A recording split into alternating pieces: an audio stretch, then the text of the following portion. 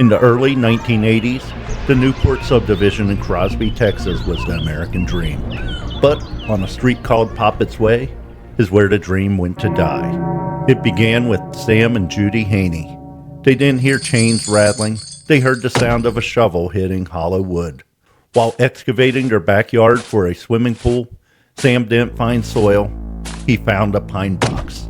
Inside were the crumbling remains of a man still wearing his shoes. They thought they had found a single, forgotten grave. They were wrong. The Haneys and their neighbors, Ben and Jean Williams, had unknowingly purchased homes built directly on top of the Black Hope Cemetery. This was sacred ground, the final resting place of former slaves who had toiled on these lands. The developers hadn't just built near the cemetery. They had decapitated the headstones, churned the earth, poured concrete foundations directly over the faces of the dead. The horror on Poppets Way wasn't just spiritual, it was biological. The land itself began to rot.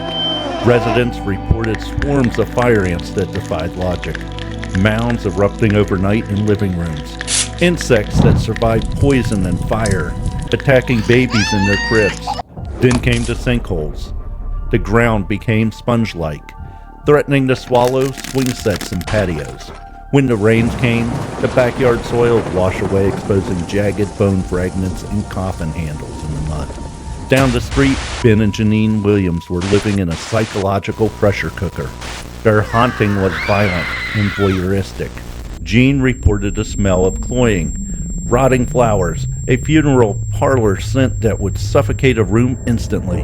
Shadows didn't just flicker, they formed human shapes that would block hallways.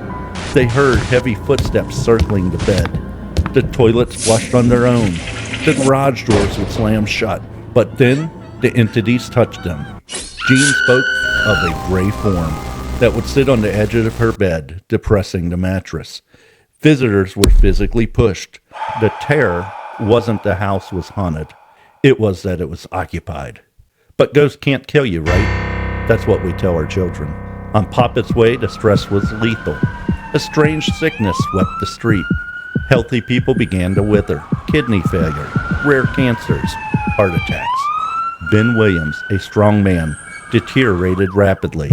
He eventually died of a massive heart attack, a death Jean Williams blamed entirely on the entity she called the Old Man, in the stress of living in a desecrated grave. The Haneys sued the developers. They won, and then they lost on appeal. The law protects property, not the peace of the dead. The Williams and the Haneys eventually fled, leaving their financial ruin behind. But after years of being empty, the houses eventually sold and are occupied today. If you drive down Poppets Way, you will see manicured lawns and new families. The graves were never moved. The bodies are still there. Did the hauntings calm down after the initial disruption? Or are people not reporting them to maintain home values? Let me know in the comments.